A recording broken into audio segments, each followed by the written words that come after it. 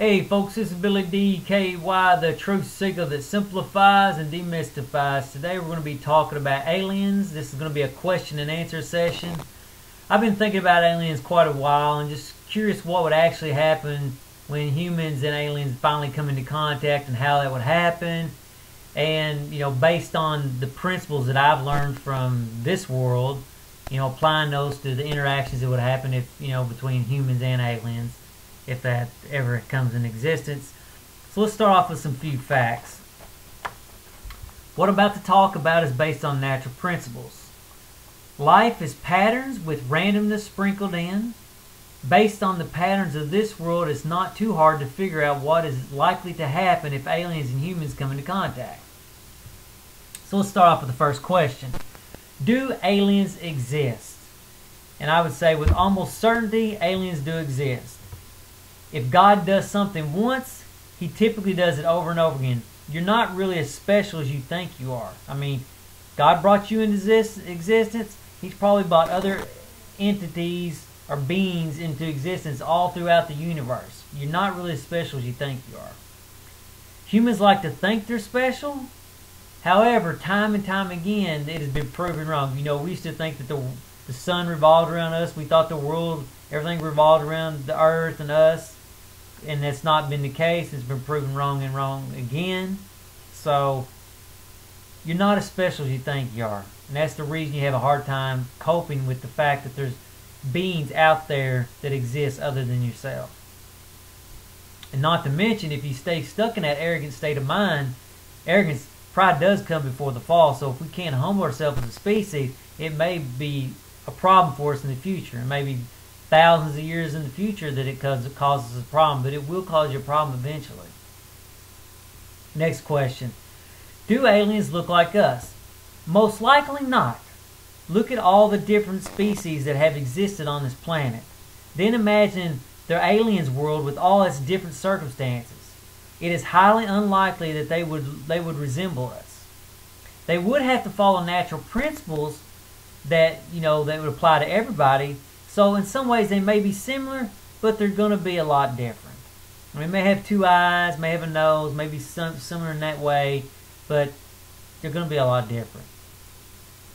Heck, even in 100,000 years from now, as humans continue to evolve and progress, we may not even look like ourselves in 100,000 years from now. We may look totally different. So anyway, next question. Have aliens already been here? I don't know. It's possible, but I think it's unlikely. Because I think what would happen is the first encounter would probably be a probe or a satellite communication, like the SETI program where they got the big satellites searching the sky for radio signals. That's probably going to be our first encounter. And if aliens actually have been here and there's actually probes that have landed here, usually when you send out a probe, it's more of a scouting mission. So if probes are landing here, that's usually a good indication that there's going to be an armada coming following it. So if you truly think aliens have been here and you think there's probes been here, then that's not a good sign for the human population. It's probably a doomsday kind of situation, or not doomsday, but it'll be the end of humans as dominant on this earth. So you might want to really question that thought process. Will aliens ever make it here? I think so, but it may be a really long time before that happens. The distance between us and them are light years away, and it's, as we know it today, based on our intelligence and our technology, it would take so long to get here that it wouldn't really, couldn't possibly happen. But however, you never know when the new technologies and ways of bending space allow things to travel over large distances in small periods of time, so who knows? So anyway, I think they will, but it probably is going to be a long, long time. Thousands, if maybe not hundreds of thousands, maybe millions of years. Okay, I think the distance is going to protect us for a while, just like the Native Americans were protected from the white man for a while. However, at the end, that distance did not protect the Native Americans, So, just like the Native Americans, if you don't progress, somebody's going to come along somewhere down the line and overtake you. And likewise, if we don't progress as a species, we'll be unprepared to handle the situations that are coming in the future. Okay. What will the first face-to-face encounter be like? I don't necessarily mean face-to-face like this, but if they're in our solar system or in, within our orbit and something like that, or if we're within their orbit. The first encounter will eventually lead to a war of dominance, not a war of extinction like Hollywood likes to portray.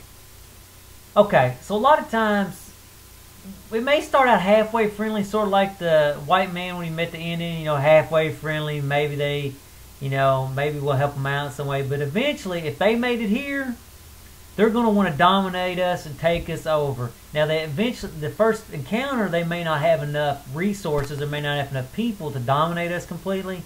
However, if they make it here, they're probably going to send back for more reinforcements to eventually take over the whole earth if they make it here. And likewise, if we make it there first and we find something worth doing, then we're probably going to send more people, more ships to overtake them. It's exactly what happened when the white man came to the Indians. So that's, and again, Hollywood always likes to portray it as, oh, they're going to destroy us completely, wipe us off from their face there. Well, that's not realistically how things would work out. What's more realistic is they would come in and exploit us or use us as a resource, just like we use animals as resources, or as more advanced species have looked down on lesser species, or not lesser species, but lesser races, or not lesser races, but less technologically advanced races, and use them for their purpose. And so here's what I like to say. God likes a return on his investment. God don't want to create something destroyed. He creates something to use it. I mean, you may not like to look at yourself as a resource to be used, but realistically, that's what's happening right now. I mean, you got a job, you're used as a resource to get something done. Like I say, we didn't kill off all the animals or the Native Americans. I've got Native American enemies, so don't give me a bunch of Native American, oh, you're hating on them, because I'm not. And like I say, it's not likely that the war that will happen will be an extinction, but after the war, each person will know its role. It's like two dominant males coming in together, and both of them think they're dominant, and then they fight it out, and one realizes it's more dominant, the other one plays a submissive role. And likewise, if they come here, they're more than likely superior to us in technology, so we'll probably be dominated eventually. Likewise, if we make it there, we'll dominate them eventually. That's just the way it is. It doesn't have to go that way, but it is the likely scenario.